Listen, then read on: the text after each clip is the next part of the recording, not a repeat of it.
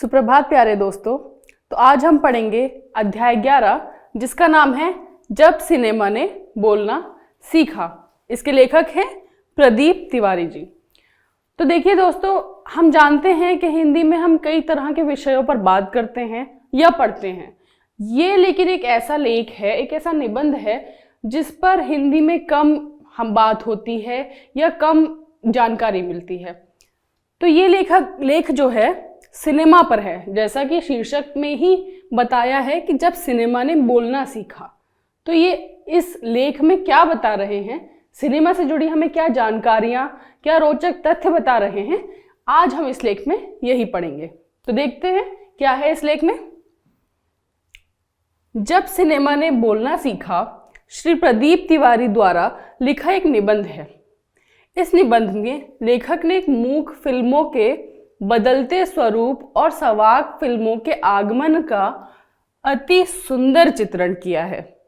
लेखक ने निबंध का प्रारंभ देश की पहली सवाक फिल्म आलम आरा के पोस्टर पर लिखी पंक्तियों से किया है, जो इस प्रकार से हैं।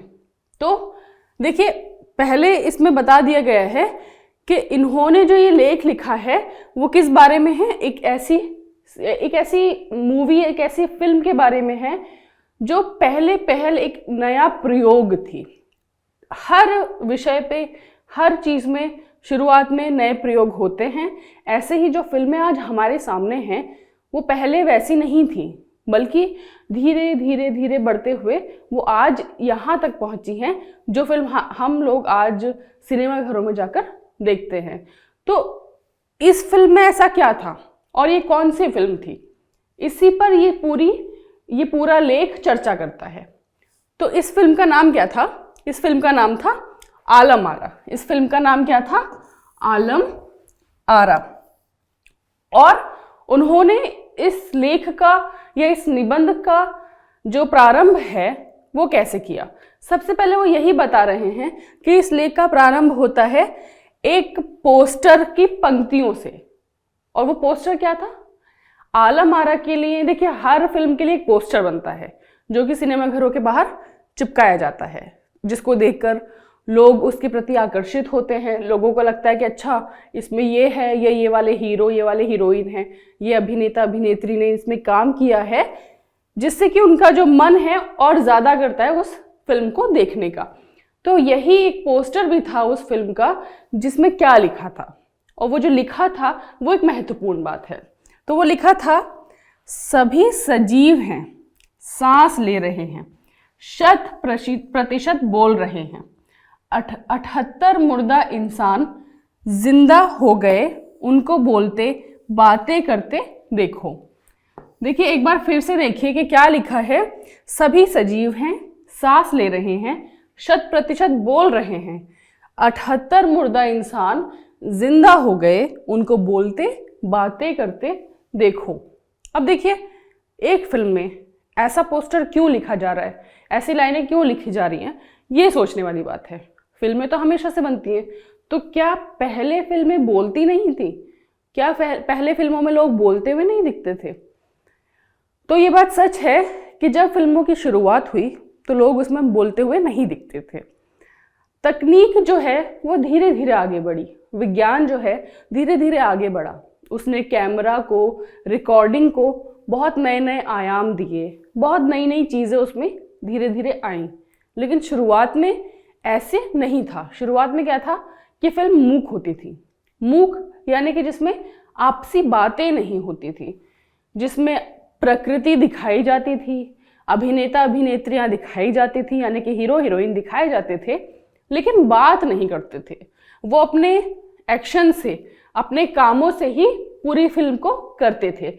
या कोई भड़काऊ सीन चल रहा है, कोई मारपीट का और स्टंट का सीन चल रहा है, इसी तरह से सारी फिल्में होती थी।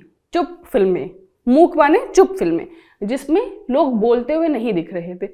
तो बस यहीं से आलम आरा एक ऐसी फिल्म थी जहां पर अभिनेता अभिनेत्रियों ने, हीरो हीरोइन ने बोलना सीखा या बोलना शुरू किया। और ये बोलना कैसे संभव हुआ? तकनीक से संभव हुआ। तो ये पहली सवाक फिल्म थी। सवाक मतलब पहली बोलती फिल्म थी। सवाक मतलब बोलता हुआ, है ना, बोलता हुआ, पहली बोलती हुई फिल्म थी ये। तो वो यही कह रहे हैं इसमें कि जो 78 मुर्दा इंसान, अब देखिए स्क्रीन में जो भी है वो तो हमारे सामने है नहीं, वो तो क्या है, स्क्रीन पे है, वो हमारे सामने नहीं, तो हमारे लिए तो मुर्दा ही हुआ। लेकिन उन लोगों को पहले एकदम शुरुआत में बोलते देखना कितना रोचक हुआ होगा। सोचिए कितना मजा आया होगा लोगों को कि एक टीवी का डब्बा सा है, उसमें कुछ लोग हैं जो पहले चलते फिरते तो दिखते थे, लेकिन अब बोलते हुए भी दिखेंगे। ये कितना रोचक रहा होगा उस समय के लोगों के लिए, ये कितनी सोचने वाली बात है और कितनी इंटरेस्टिंग सी बात है। तो वो कह रहे हैं कि 78 मुर्दा इंसान, यानी कि इस फिल्म में 78 लोग थे और वो आपके लिए मुर्दा हैं। तो उन मुर्दा इंसानों को 100% मतलब 100%, 100% मतलब 100%, यानी कि पूरी तरह से बोलते हुए आप सुन सकते हैं इन लोगों को। 100% इन सांस लेते हुए सजीव यानी कि जिंदा, सजीव यानी कि जिंदा लोगों को आप बोलते हुए सुन सकते हैं। इस तरह से इस फिल्म का पोस्टर रिलीज हुआ और लोगों में जिज्ञासा आई, उसको देखने की जिज्ञासा बढ़ी।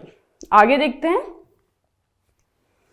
14 मार्च सन 1931 का दिन भारतीय सिनेमा के इतिहास का सबसे बड़ा और चमत्कारी दिन था, क्योंकि इस दिन भारतीय सिनेमा ने बोलना सीखा।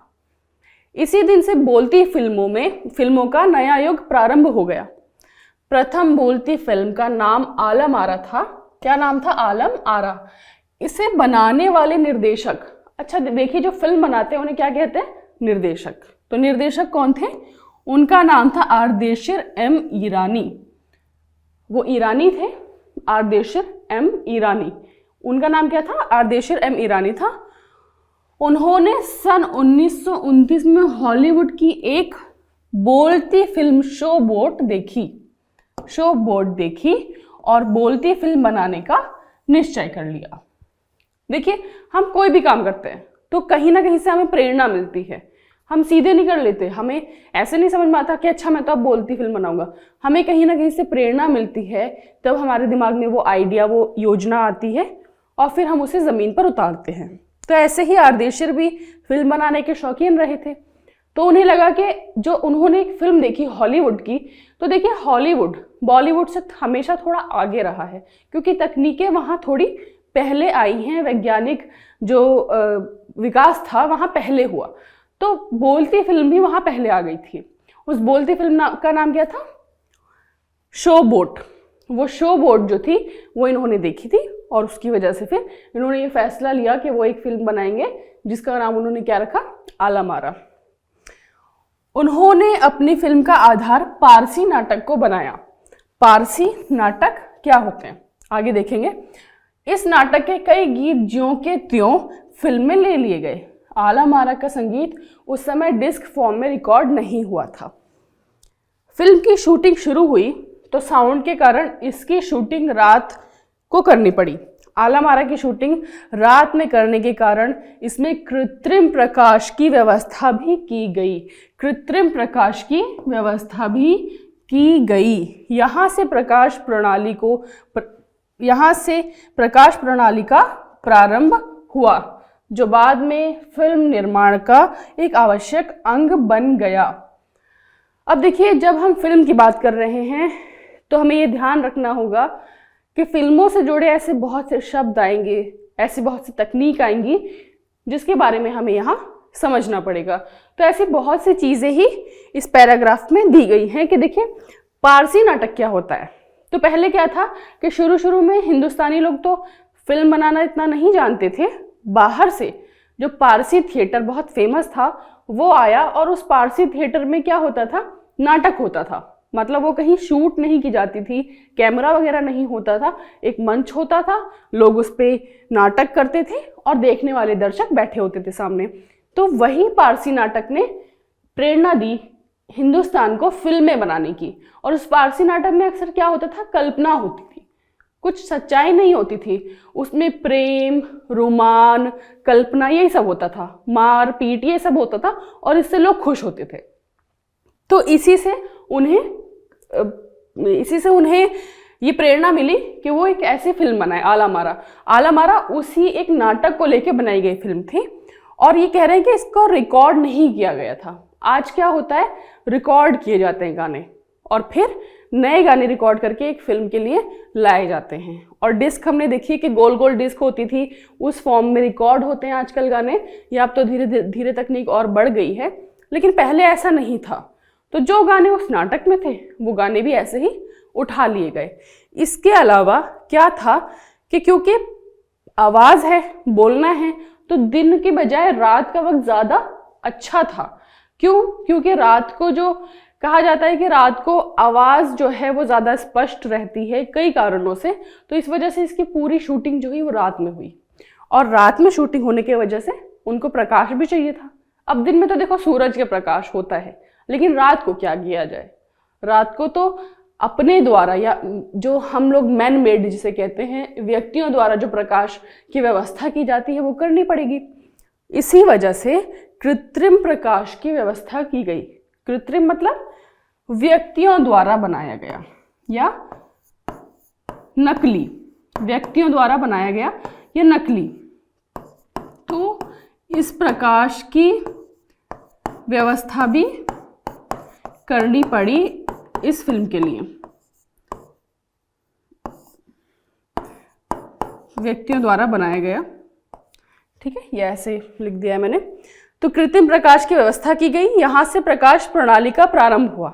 देखिए पहले सूरज की रोशनी थी तो ज़रूरत नहीं पड़ी, लेकिन जब यहाँ ज़रूरत पड़ी तो एक और नई तकनीक शुरू हो गई, एक और नई चीज़ शुरू हुई जिसने फिल्मों को और बड़ा आयाम दिया और उसमें जाके और खूबसूरती से फिल्में बनने लग गई।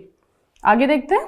आला मारा ने भविष्य को अनेक अभिनेता, निर्देशक और तकनीशियन दिए जिन्होंने सिनेमा जगत में नाम कमाया। अर्देशर की कंपनी ने भारतीय सिनेमा के लिए लगभग 100-125 फिल्म बनाई। आला मारा फिल्म अरेबियन नाइट्स जैसी फैंटेसी थी। फिल्म में काम करने वाला प्रत्येक कलाकार अद्भुत और अनोखा था।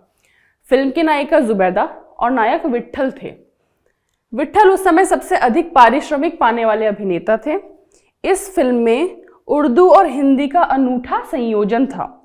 इसमें गीत संगीत का अद्भुत संगम था। विट्ठल के चयन से आला मारा फिल्म अत्यंत लोकप्रिय हुई।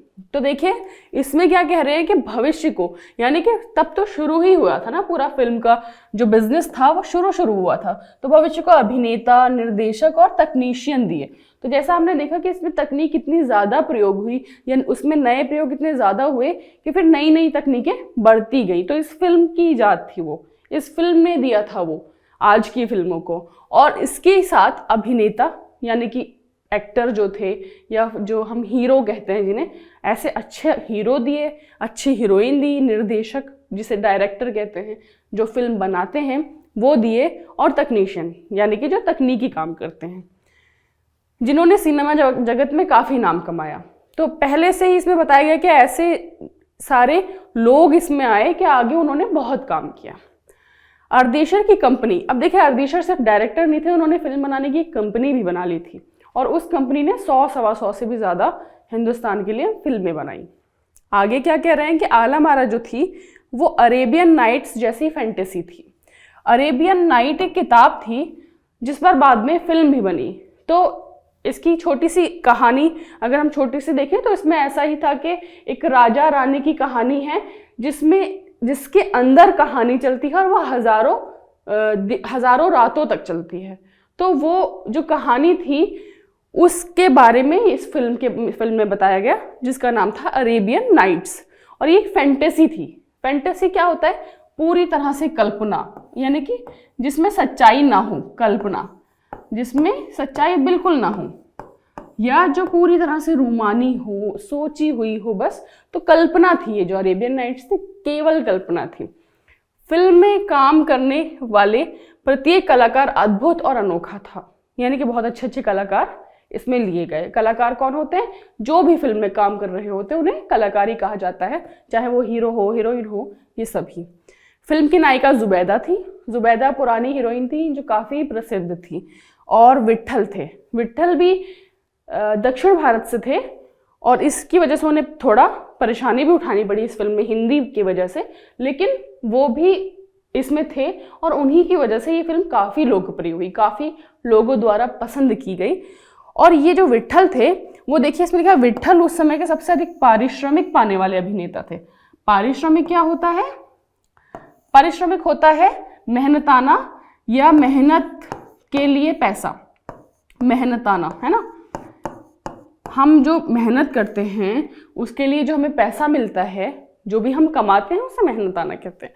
तो वो पारिश्रमिक सबसे ज़्यादा पाते थे। आज हमने देखा होगा, हम अक्सर कहीं किसी इंटरव्यू में, किसी लेख में पढ़ते हैं कि सबसे ज़्यादा पैसा पाने वाला हीरो कौन है, सबसे ज़्यादा पैसा पाने वाली हीरोइन कौन है, ये अक्सर हम देखते हैं। तो उस टाइम पे भी बहुत ज़्यादा पैसा पाने वाले अभिनेता कौन थे? विट्ठल थे। इस फिल्म में उर्दू और हिंदी का संयोजन था, मतलब ये 2 भाषाएं थी जो इस फिल्म में प्रयोग की गई, है ना। ये काफ़ी पुराना वक्त था जब उर्दू भी काफ़ी प्रसिद्ध थी, आज भी है लेकिन तब ज़्यादा थी। तो उस वक्त इस फिल्म में भी इन दोनों भाषाओं को लिया गया। गीत संगीत भी काफ़ी अच्छा था। विट्ठल के चयन से लोग काफ़ी खुश भी थे। तो आगे अब इसमें क्या है कि विट्ठल का चयन पहले नायक के रूप में किया गया था, लेकिन उर्दू ठीक से ना बोल पाने के कारण उन्हें निकाल दिया गया। इस बात से दुखी होकर उन्होंने न्यायालय की शरण ली। उनका मुकदमा उस समय के जाने माने वकील मोहम्मद अली जिन्ना ने लड़ा था और वह अपना मुकदमा भी जीते। तब वे भारत की पहली सवाक फिल्म के अभिनेता बने। इसके बाद उन्होंने अनेक फिल्मों में नायक और स्टंटमैन के रूप में सक्रिय भूमिका निभाई। उस समय उनके साथ आलम आरा में सोहराब मोदी, ये सोहराब मोदी, पृथ्वीराज कपूर, याकूब और जगदीश सेवी जैसे अभिनेता थे। आगे चलकर ये अभिनेता भारतीय फिल्म उद्योग के आधार स्तंभ बने। तो देखिए ये कहना है कि इनके पहले नायक तो विट्ठल ही थे, लेकिन क्योंकि इन्हें उर्दू उतनी अच्छे से आती नहीं थी, मैंने आपको बताया कि दक्षिण भारत से थे, तो क्या था कि उन्हें निकाल दिया गया कि आप तो भाई बात नहीं कर पा रहे ठीक से, तो हम किसी और को ले लेंगे। इस बात से वो दुखी हुए। और हमको पता है कि अगर एक बार कोई हमसे साइन करवा ले कि हम हीरो हैं या कोई भी काम करने के लिए, तो हमें ऐसे निकाला नहीं जा सकता। इसीलिए वो न्यायालय गए। न्यायालय यानी कि कोर्ट, जहाँ से न्याय मिल सके, कोर्ट जिसे आजकल हम कहते हैं। तो वो कोर्ट चले गए कि भाई मुझे तो मेरा न्याय हक दिलवाओ, ये तो मेरे साथ गलत हो गया। और उनके सबसे बड़ी बात यह है कि उनके जो वकील थे वो मोहम्मद अली जिन्ना थे। मोहम्मद अली जिन्ना भारत के बहुत शुरुआती टाइम से ही एक बड़े नाम रहे, वो बहुत बड़े वकील थे और इस वजह से फिर वो मुकदमा जीत भी गए, क्योंकि इतने अच्छे वकील ने उनका मुकदमा लड़ा था। और फिर बाद में वो सबसे पहले बोलती फिल्म के हीरो भी बने। इसके बाद उन्होंने काफ़ी फिल्मों में फिर हीरो बनते रहे। स्टंटमैन का रोल भी किया। स्टंटमैन होता है ना जो हीरो के बदले स्टंट करता है, मुश्किल स्टंट, वो काफ़ी इस तरह के काम करते रहे। उसके साथ देखिए बहुत बड़े बड़े नाम आते हैं, सोहराब मोदी, पृथ्वीराज कपूर, याकूब। तो जितने भी हम आजकल कपूर खानदान के बात सुनते हैं, नाम सुनते हैं, चाहे वो करीना कपूर हो, रणबीर कपूर हो, वो इन पृथ्वीराज कपूर के ही पोते या उनके परपोते ही हुए। तो ये कपूर जो हैं वो बहुत पहले से फिल्म उद्योग में लगे हुए हैं। तो ये सब जगदीश सेवी जैसे अभिनेता, ये सब जो थे वो आगे चलकर काफ़ी इन लोगों ने नाम कमाया। आगे देखिए, आलम आरा का प्रदर्शन 14 मार्च सन 1931 को मुंबई के मजेस्टिक सिनेमा हॉल में हुआ। कहाँ हुआ? Majestic cinema hall. देखिए सबसे पहली बोलती फिल्म जिस हॉल में लगी हो उसका नाम आना तो बहुत ज़रूरी है। तो सबसे पहली बोलती फिल्म कहाँ लगी थी? मजेस्टिक सिनेमा हॉल में लगी थी। ये फिल्म कितना चली थी? देखिए ये फिल्म उस वक्त पर 8 हफ्ते हाउसफुल रही और इतनी बम्पर हिट हुई कि लोगों की भीड़ उमड़ती रहती थी। इसे देखने के लिए लोगों की भीड़ लगी रहती थी। भीड़ इतनी उमड़ती थी कि पुलिस नियंत्रण से बाहर भी चली जाती थी। कंट्रोल ही नहीं कर पाते थे पुलिस इतनी भीड़ को, क्योंकि लगातार 8 हफ्तों तक भीड़ लगी ही रहती थी। समीक्षकों ने उस समय इस फिल्म को भड़कीली फैंटेसी फिल्म करार दिया था। यह फिल्म 10,000 फुट लंबी थी। इसे बनाने में कुल 4 महीने का समय लगा था। तो देखिए, आजकल तो फिल्म 4-4 साल तक बनती है, 2.5-3 घंटे की होती है। अब टाइम होता है 2.5-3 घंटे की फिल्म। पहले क्या होता था कि रोल होता था, उस पे फिल्म पूरे रोल पे बनाई जाती थी। पहले अलग तकनीक थी। तो इसका जो रोल था इस फिल्म का, वो रोल चलता था स्क्रीन पे ऐसे ऐसे घूम घूम के। तो इसका जो रोल था वो लगभग 10,000 फुट लंबा था, मतलब बहुत लंबा था। और 4 महीने तक ये फिल्म बनी। उस वक्त के हिसाब से काफ़ी लंबा टाइम इस फिल्म ने लिया था। और जैसा कि मैजेस्टिक सिनेमा हॉल में इसका प्रदर्शन हुआ था, काफ़ी लंबी चली थी, काफ़ी भीड़ आती थी। और एक ज़रूरी बात यह है कि समीक्षकों ने उसे समय इस फिल्म को भड़कीली फैंटेसी फिल्म करार दिया, कि मतलब फैंटेसी थी, कल्पना थी, कोई सच्चाई नहीं, बस भड़कीली चीज़ें थी जिसे देख के जनता बहुत खुश होती थी। तो समीक्षक कौन होते हैं, ये ज़रूरी है। समीक्षक जो फिल्मों की समीक्षा करते हैं, जो फिल्मों के बारे में लिखते हैं। हमने कोई फिल्म देखी, मुझे अच्छी या बुरी जैसी भी लगी, उसके बारे में लोग एक लेख लिख देते हैं लंबा सा, कभी अखबार में छप जाएगा, कभी आजकल तो ऑनलाइन साइट आ गई है उसमें आ जाएगा। तो ये समीक्षक यही काम करते हैं। तो उस वक्त के समीक्षक ने क्या कहा कि ये एक भड़कीली सी फैंटेसी है, मतलब इसीलिए लोग बहुत आकर्षित हो रहे हैं, खुश हो रहे हैं। यही सब इस फिल्म के बारे में उस वक्त लोग कह रहे थे। और एक बात जो है वो ये कि ये पहली बोलती फिल्म थी, लेकिन इससे पहले मूक फिल्में बन चुकी थी। यानी कि जो फिल्म बोलती नहीं थी, सिर्फ एक्शन वैक्शन होते थे, ऐसी फिल्में बन चुकी थी। और सबसे पहली फिल्म राजा हरिश्चंद्र, जो दादा साहब फाल्के ने बनाई थी, वो थी। और वो दादा साहब फाल्के भी बहुत फेमस रहे फिल्म जगत में, तो इसलिए उस फिल्म का जिक्र भी यहाँ ज़रूरी था। आलमारा फिल्म के निर्माता निर्देशक आर्देशर अत्यधिक विनम्र और साधारण स्वभाव के थे। उनकी विनम्रता का परिचय इसी बात से मिलता है कि जब उन्हें भारतीय सवाक फिल्मों का पिता कहा गया, तो उन्होंने उस समय कहा था, मुझे इतना बड़ा खिताब देने की ज़रूरत नहीं है, मैंने तो देश के लिए अपने हिस्से का ज़रूरी योगदान दिया है। आलमारा के प्रदर्शन के बाद से गायक अभिनेता बड़े पर्दे पर दिखाई देने लगे। सिनेमा में देह और तकनीक के साथ साथ भाषा को भी स्थान मिला। सामान्य जन में प्रचलित भाषाओं का एक नवीन युग प्रारंभ हो गया। तो देखिए, यहाँ तक की बात यही है कि आर्देशर काफ़ी विनम्र थे, उन्होंने बहुत बड़ा काम किया था, लेकिन उनको एक खिताब दिया गया, क्या, सवाक फिल्मों का पिता। अब उन्होंने सबसे पहली सवाक फिल्म बनाई है, तो उन्हें कहा जाएगा ना कि वो पिता रहे सवाक फिल्मों के। लेकिन उन्होंने कहा कि नहीं, मुझे इतना बड़ा खिताब मत दीजिए, ये तो मेरा फ़र्ज़ था कि मैं इंडिया के लिए, भारत के लिए ऐसा करूं। तो उन्होंने ये खिताब नहीं चाहा, ये उनकी एक बड़ी बात थी। और आलमारा के जो बाद से गायक वगैरह जो थे, वो भी काफ़ी पर्दे पर दिखे। और इससे पहले देखिए, मैंने बताया कि केवल इंसान दिखता था, है ना, उसके स्टंट दिखते थे, थोड़ी बहुत तकनीक दिखती थी, लेकिन भाषा नहीं थी। अब भाषा भी फिल्मों में आ गई इस फिल्म के बाद।